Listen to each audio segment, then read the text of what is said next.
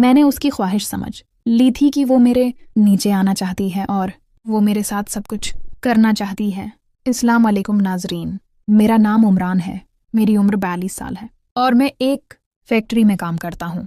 कहानी शुरू करने से पहले दोस्तों से गुजारिश है कि हमारे चैनल को सब्सक्राइब करें। मैं नौकरी करता था और मेरी रोज़ाना की ड्यूटी होती थी। मैं सुबह 8 बजे ड्यूटी पर जाता और रात 9 बजे वापस आता था। मेरी रहायश कोटा की है और मेरा ताल्लुक पठान फैमिली से है। हमारे मोहल्ले में एक पंजाबी फैमिली आई हुई थी जो वो पढ़ लिखी और अमीर थी। मेरा घर के बिल्कुल सामने रहती थी। जब मैं अपनी बाइक निकालता और ड्यूटी पर जाने लगता तो वो सब लोग छत पर चढ़कर मुझे देखते थे। एक दिन जब मैंने बाइक निकाली तो एक बहुत खूबसूरत लड़की जो तकरीबन 18 से 22 साल की उम्र की थी छत पर खड़ी थी। वो मुझे देखकर हाथ हिलाने लगी। पहली बार किसी लड़की ने मुझे उस तरह मुस्कुराकर हाथ हिलाया था। मेरी खुशी की कोई हद न रही और मैं अपनी ड्यूटी पर चला गया। पूरा दिन वो लड़की मेरे जहन में रही और दिल चाह रहा था कि उससे ज़रूर मिलूं, क्योंकि मैंने ज़िंदगी में कभी भी किसी लड़की को हाथ तक नहीं लगाया था और ना ही किसी लड़की से मोहब्बत की थी। शाम को जब मैं ड्यूटी से वापस आया तो मेरी कोशिश थी कि मैं अपनी छत पर जाकर इस लड़की को देख सकूं, लेकिन वो लड़की छत पर कहीं नजर नहीं आई। सारी रात बेचैनी मैं गुजरी और मेरा दिल चाह रहा था कि वो हमेशा मेरे साथ रहे। लड़की मेरे करीब आई और मैं उसके साथ सब कुछ करना चाहता था, लेकिन मैं मजबूर था और सोच रहा था कि इस लड़की को याद करके कैसे अपनी ख्वाहिश पूरी करूं। अगली सुबह जब मैं घर से निकलने लगा तो दिल में दुआ थी कि काश आज भी वो लड़की छत पर खड़ी थी, तो मैंने उसे अपना नंबर दे दिया। जब मैं घर से बाहर निकला और गली का दरवाजा खोला, वो लड़की इसी वक्त छत पर खड़ी थी। मैंने उसे फोन नंबर का इशारा किया तो उसने अपना फोन नंबर नीचे फेंक दिया। मेरी खुशी का कोई ठिकाना नहीं रहा और मेरे पाँव खुशी से जमीन पर नहीं लग रहे थे। मैंने उसका नंबर अपने मोबाइल में सेव किया और अपने काम पर चल पड़ा। तकरीबन 11 बजे दिन को मैंने उस लड़की को मस्काल की तो उसने मुझे वापस मस्काल की। उसका नाम आलिया था। हमारी बातचीत शुरू हो गई। मैंने उसकी खूबसूरती की तारीफ की तो वो भी मेरी खूबसूरती की तारीफ करने लगी थी, क्योंकि मैं भी एक पठान फैमिली से ताल्लुक रखता था और मैं अंतहा दर्जे का खूबसूरत था। लेकिन मेरी फैमिली काफ़ी सख्त थी, इसलिए मैंने कभी किसी लड़की को प्रपोज नहीं किया था और ना ही किसी लड़की से रिश्ता बनाया था। ये पहली लड़की थी और पंजाबी थी जिससे मेरा ताल्लुक बन रहा था। आलिया ने मुझे अपनी बहुत सी तस्वीरें भेजें और मेरे साथ काफ़ी बातें करने लगी थी। मैं भी उसके साथ बातें करने लगा था और ऐसी बातें करने लगा था कि वो मेरे पास आने की ख्वाहिश करने लगी। मैं उसकी ख्वाहिश समझ गया था कि वो मेरे पास आना चाहती है और मेरे साथ सब कुछ कर सकती हो। उसने कहा, मेरी सारी फैमिली जाग रही है, हो सकता है मैं रात को तुम्हारे पास आऊं। ये बात सुनते ही मेरी खुशी की इंतहा न रही और मैं बेसब्री से आलिया का इंतजार करने लगा। रात को तकरीबन 12 बजे मुझे आलिया का मैसेज आया कि बाहर वाला दरवाज़ा खोलो। मैं बिल्कुल बेहाल हो गया और वो बाहर वाला दरवाज़ा खोल दिया। आलिया हमारे घर दाखिल हो चुकी थी। मैंने उसे उठाया और अपने कमरे में ले गया। जिंदगी में पहली बार इतनी खूबसूरत लड़की मेरे पास आई थी। मुझे ये समझ नहीं आ रहा था कि आलिया से मोहब्बत का अजहार कैसे करूं। मैंने आलिया के लिए अच्छी सी चाय बनाई और हम दोनों अपने कमरे में बैठकर चाय पीने लगे। हमने एक दूसरे के साथ चाय का मजा लिया और फिर दिल की बातें शुरू हो गईं। आलिया ने मेरा हाथ पकड़कर मुझसे मोहब्बत का इजहार किया और शादी की पेशकश की, लेकिन मुझे अपनी ख्वाहिश पूरी करनी थी। मैंने उसे कहा कि शादी बाद में देखेंगे, पहले मैं तुम्हारे साथ वो सब करना चाहता हूँ जो लड़के लड़कियों के साथ करते हैं। आलिया पहले थोड़ी घबराई, लेकिन फिर उसने मुझे इजाज़त दे दी। मैं आलिया के वो मेरे साथ रहने लगी और आलिया भी मेरे साथ देने लगी थी। आलिया भी बहुत परेशान होकर मेरे साथ वो काम कर रही थी। मुझे काफ़ी सुकून मिल रहा था और मैं सुकून की वादियों में खो गया था। आलिया भी आंखें बंद करके सब कुछ करने में मसरूफ़ थी। जब हम दोनों ने एक दूसरे को अच्छी तरह सुकून दे दिया तो आलिया वापस अपने घर चली गई और अगले दिन आलिया ने अपनी अम्मी अबू को मेरा रिश्ता मांगने के लिए भेज दिया था। मेरे अम्मी अबू ने भी हाँ कर दी थी और यूं एक पंजाबी लड़की मेरी जिंदगी में आ गई थी। दोस्तों, अगर आपको ये कहानी पसंद आई हो तो वीडियो को लाइक करें और चैनल को सब्सक्राइब करना मत भूलें। शुक्रिया। शौहर के इंतकाल के बाद 16 साला दीवर को अपना छोटा बच्चा समझकर उसे अपने साथ बिस्तर पर सलाने लगी। कुछ दिनों तक मैं हाथ पांव जोड़कर गुजारा करती रही। लेकिन एक रात जब मैंने खुद को सोते हुए देखा तो मेरी आंखें खुली की खुली रह गईं। मेरा नाम बशरी है और कुछ दिन पहले मेरे शोहर इस दुनिया से रुखसत हो गए। मेरे घर में न कोई सास थी और न ही नंद। शौहर का इस दुनिया में वाहिद खूनी रिश्ता यही था। छोटा भाई मैसून था, जिसकी उम्र सिर्फ 16 साल थी। मैंने मैसून को हमेशा अपने बच्चे की तरह समझा था, लेकिन मैसून मुस्तकबिल में सब कुछ तबाह कर देगा, ये मैंने कभी सोचा भी नहीं था। मेरा दीवर मैसून मेरी शादी के दिन बहुत खुश था और कह रहा था कि उसे एक नई माँ मिल गई है। लेकिन मेरी माँ हमेशा मुझे समझाती थी, बेटा तेरा दीवर तेरे लिए मुहर्रम नहीं है, इससे फासला रखो। कल को जब वो बड़ा होगा तो तुम पर पर्दा लाजिम होगा। अभी से उसे आदत डाल लो कि वो तेरे कमरे में बगैर इजाज़त ना आए। इन बातों को सुनकर मुझे अक्सर लगता था कि वो मैसून के बारे में बहुत ज़्यादा सोचती हैं और इन बातों पर मुझे गुस्सा भी आता था। लेकिन आज मैं बिल्कुल बेसहारा हो चुकी थी। मेरे शौहर ये दुनिया से चले गए थे। मेरी आंखों से आंसू बह रहे थे। मैंने कभी सोचा भी न था कि मेरा शौहर मुझे अपने 16 साला भाई के हवाले छोड़कर चला जाएगा। रात के 12 बज चुके थे और मैसून अभी तक घर वापस नहीं आया था। शायद वो अपने भाई के रिश्तेदारों के साथ मसरूफ़ था। मैंने ये सोचकर खुद को मुतमईन कर लिया कि अगर वो घर नहीं आएगा तो शायद मैं खुद को ज़्यादा महफूज महसूस करूंगी। मुझे बार बार माँ की बातें याद आ रही थीं। अचानक दरवाजे पर दस्तक हुई। मेरे दिल में एक अनजान खौफ सा होने लगा। बाहर से मैसून की आवाज़ आई, भाभी दरवाज़ा खोलो। मैं हूँ। मैं हचकचाते हुए दरवाज़ा खोला।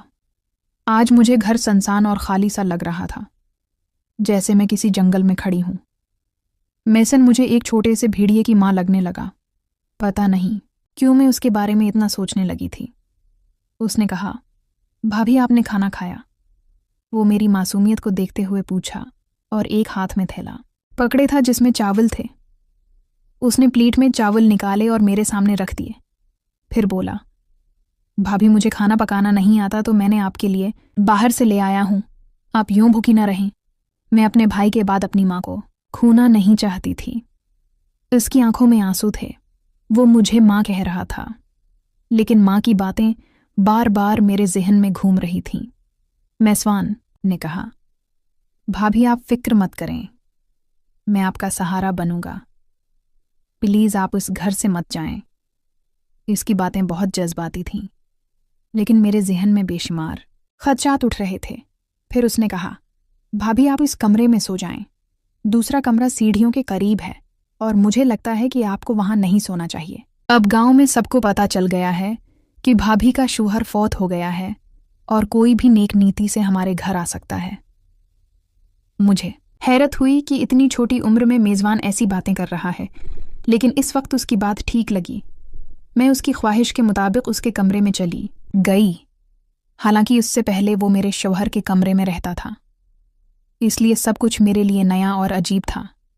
जैसे ही मैं कमरे में दाखिल हुई, अचानक मेरी नज़र एक चीज़ पर पड़ी जिसने मेरे कदम जमा दिए। जाहिर है मेज़बान 16 साल का बच्चा ही लगता था, लेकिन मेरी माँ की बातें सच साबित हो रही थीं, क्योंकि जो कुछ सामने था वो किसी बड़े और समझदार शख्स की हरकत लग रही थी। कमरे के अंदर मेज़बान के हाथों मेरी कीमती ज़ेवरात देखकर मेरा दिल ज़ोर ज़ोर से धड़कने लगा। मैंने ये ज़ेवरात एहतियात से ताले में बंद कर रखे थे, लेकिन ये सब चीज़ें मैसून तक कैसे पहुंच गईं? ये सब मेरे लिए बहुत हैरानकुन और झंझलाहट पैदा करने वाला था। मैंने दिल में सोचा कि सुबह होते ही इस बारे में मैसून से पूछूंगी, लेकिन इस वक्त मुझे बहुत नींद आ रही थी। मैंने दरवाज़ा अंदर से लॉक कर लिया और सोने की तैयारी करने लगी। पता नहीं क्यों मुझे बहुत ज़्यादा नींद आ रही थी। हालांकि पिछले 2 दिन से मुझे इतनी नींद नहीं आई थी, लेकिन आज मुझे ऐसा लग रहा था जैसे खाए हुए चावलों की वजह से हूँ। मेरी आंखों पर नींद छा गई थी। मैंने दिल में सोचा कि चावल खाने से नींद तो नहीं आएगी, लेकिन सोचने का मौका ही नहीं मिला। जब मेरी आंख खुली तो सुबह के 10 बज रहे थे। मैं हैरान रह गई कि आज मुझे इतनी नींद कैसे आ गई। हालांकि 2 दिन से मुझे बिल्कुल नींद नहीं आ रही थी, लेकिन आज चावल खाने के बाद मेरी आंखें ऐसे बंद हो गईं जैसे किसी ने शराब पिला दी हो। मैं हैरान हो रही थी कि ऐसा होना चाहिए नहीं था। फिर बार बार यही ख्याल आ रहा था कि कहीं मानसून के लाए हुए चावल खाकर मैं बेहोश तो नहीं हो गई। फिर मैंने दिल में सोचा कि आखिर मानसून ऐसा क्यों करता है? उसे क्या ज़रूरत थी ऐसा करने की? जब मैं आंखें मिलाकर कमरे से बाहर निकली तो मैंने मैसून को किचन में चाय बनाते देखा। उसे देखकर मुझे बहुत बुरा लगा। उसने पूछा, भाभी, क्या आप रात को जल्दी सो गई थीं? आपको अच्छी नींद आई थी ना? मैंने तेज जवाब दिया, हाँ, आज मुझे बहुत ज़्यादा नींद आई थी। वो फौरन बोला, तो क्यों नहीं आए? मैंने आपके चावलों में नींद वाली गोली मिला दी थी। मैंने अपने दोस्त को बताया कि मेरी भाभी को नींद नहीं आती, तो उसने कहा कि तुम उनके खाने में नींद की गोलियां मिला दिया करो, इससे वो आराम करेगी, वो सो जाएगी। मैं हैरान रह गई कि मेवान इतनी बड़ी हरकत कैसे कर सकता है। मैंने सख्ती से कहा, मैं बर्दाश्त नहीं कर सकती। तुम ऐसा कैसे सोच भी सकते हो? तुम अपनी भाभी को बेहोश करना चाहते थे। वो फौरन बोला, नहीं भाभी, मैं तो आपको अच्छी नींद देना चाहता था। देखें, आप ताज़ा दम लग रही हैं, ये लो, चाय पी लो। इसने चाय मेरे सामने रखी तो मैं शक में पड़ गई। मैंने कहा, तुमने उसमें भी कुछ मिला दिया है क्या? वो फौरन बोला, अल्लाह की कसम नहीं भाभी, मैंने तो आपकी अच्छी नींद के लिए गोलियां डाल दी थीं। भाभी, अगर आप कहीं तो यह चाय मैं खुद तुम्हारे सामने पी लेता हूँ, बल्कि हम दोनों आधा आधा पी लेते हैं। फिर मैसून ने उसी कप से चाय पीकर मुझे दिखाया तो मैं यकीन कर बैठी। मैंने कहा, ठीक है, मुझे माफ़ कर दो। मैं तुम्हारे बारे में शक में मुब्तला हो जाती हूँ। जब मैं अपने छोटे भाई और मैसों का चेहरा देखती तो उसकी मासूमियत पर यकीन आ जाता था, क्योंकि वाकई उसके चेहरे पर बहुत ज़्यादा मासूमियत थी। आज मैंने उसे कुछ नहीं कहा था। जांचना चाहती थी कि मेरे खामोश रहने पर उसका रद्द अमल किया होगा। अलबत्ता आज मैंने जो कुछ उसके कमरे में देखा था, उसकी कोई माफ़ी नहीं थी। दोस्तों, अगर कहानी पसंद आई हो तो वीडियो को लाइक करें और चैनल को सब्सक्राइब करना मत भूलें। शुक्रिया। मैं मुझसे काफ़ी बड़ा और तजर्बाकार लगता था। मेरा नाम आयशा है। मैं एक छोटे से मोहल्ले में रहती हूँ जहाँ हर कोई एक दूसरे को जानता था। मेरी उम्र सिर्फ 10 साल थी और मेरी ज़िंदगी बहुत सादा और बेफिक्र थी। मैं खुश मिजाज, हंसी खुशी करने वाली और अपने वालिदैन की खुशियों का ख्याल रखने वाली एक आम सी लड़की थी। हमारे घर की माली हालत बहुत अच्छी नहीं थी। वालिद साहिब शहर से बाहर नौकरी की तलाश में गए हुए थे और वालदा सारा दिन घर के कामों में मसरूफ़ रहती थीं। ऐसे में अक्सर छोटे छोटे काम मेरे जिम्मे होते, जैसे बाजार जाना या छोटा सा सामान लाना। एक दिन दोपहर के वक्त जब धूप तेज थी और गलियां सुनसान थीं, वद्दा ने मुझसे कहा कि मोहल्ले की दुकान से कुछ चीज़ें ले आओ। मैंने चुपके से पैसे लिए और दुकान की तरफ चल दी। दुकान पहुंचकर देखा वहां सिर्फ दुकानदार मौजूद था। वो मेरे से काफ़ी बड़ा और तजर्बाकार लगता था। मैंने अपनी फहरिस्त दी और वो सामान देने लगा। जैसे ही मैं वापस मुड़ने लगी, उसने मेरा हाथ पकड़ लिया। मैं घबरा गई। उसकी गिरफ्त में एक अजीब सी कैफियत थी, जैसे अपने नापाक इरादे छिपाने की कोशिश कर रहा हो। मैं फौरन हाथ छुड़ाकर घर दौड़ी और चुपके से अपने कमरे में जाकर लेट गई। वद्दा ने कुछ नहीं पूछा और मैं भी कुछ नहीं बता सकी। रात भर सोचती रही कि ये सब क्या था। मैंने कुछ गलत नहीं किया था, तो फिर ये सब क्यों हुआ? चंद दिन बाद वालदा बीमार हो गई और मुझे दोबारा दुकान जाना पड़ा। दिल डर के मारे धड़क रहा था, मगर हालात की मजबूरी में जाना पड़ा। दुकान पर कुछ ग्राहक पहले से मौजूद थे और दुकानदार ने मुझे अंदर बुलाया। वहां मैंने अपनी बचपन की महदूद समझ से कुछ खौफनाक और परेशान कुन एहसासात महसूस किए, जिन्हें बयान करना मुश्किल था। वो दिन था जब मैंने पहली बार महसूस किया कि कभी कभार जिंदगी में ऐसे लम्हात आते हैं जो दिल में जख्म छोड़ जाते हैं, जो वक्त गुजरने के बावजूद नहीं भर पाते। मैंने समझा कि ये सब मामूली बातें नहीं थीं और ये मेरे लिए एक खौफनाक तजुर्बा था।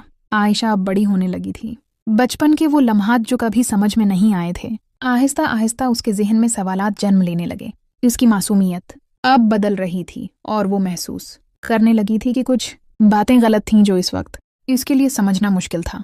मोहल्ले की दुकान का वाकया उसके जहन से नहीं निकल रहा था। कभी कभार जब वो वहां से गुजरती तो दुकानदार की नज़रों में वही कुछ देखती जो पहले उसके ये सब खौफनाक था, मगर उसने दिल को समझाया कि शायद ये सब मामूली बातें हैं या शायद वो सब कुछ अपने बचपन की समझ से गलत समझ रही थी। एक दिन वालदा ने आयशा से कहा कि अब तुम दुकान पर ना जाया करो। वो अल्फाज उसके लिए एक झटके की मानंद थे।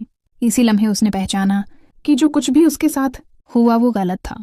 वालदा के उस कहने ने उसके अंदर एक ताकत पैदा की कि वो अपनी बात किसी काबिल एतमाद बड़े को बता सके। आयशा ने अपनी जिंदगी के छोटे छोटे फैसलों में मेहतात होना शुरू किया। वो सीख गई कि अपनी हिफाजत सबसे पहले आती है। उसने अपने दोस्तों और वालिदा के साथ ज़्यादा वक्त गुजारना शुरू किया ताकि किसी नाखुशगवार सूरत का सामना न करना पड़े। इस दौरान आशा ने एक अहम सबक सीखा। खामोश रहना कभी कभार नुकसानदेह हो सकता है। उसने समझा कि अगर वो अपने जज्बात और खौफ को अपने अंदर दबाए रखेगी तो नुकसान हमेशा उसका होगा। ये सबक उसने अपने दिल में मजबूती से बसा लिया।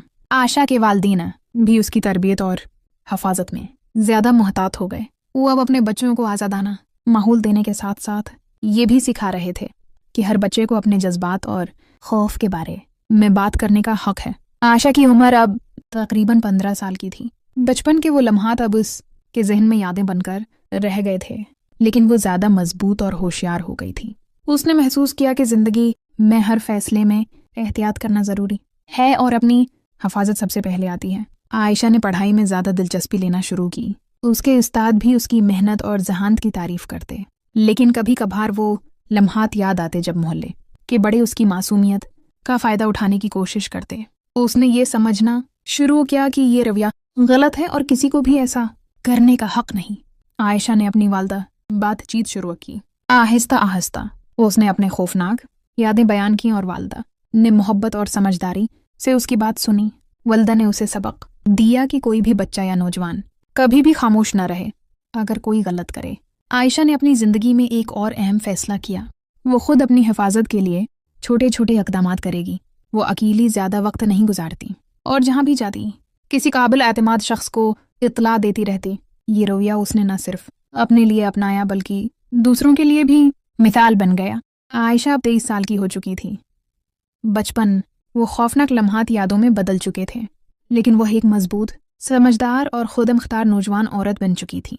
उसने अपनी ज़िंदगी के तजुर्बात से बहुत कुछ सीखा और इज़्म किया कि वो कभी भी अपनी खामोशी को नुकसान न बनने देगी। अब आयशा मुआशरती सतह पर भी आगाही पैदा करने की कोशिश करती थी।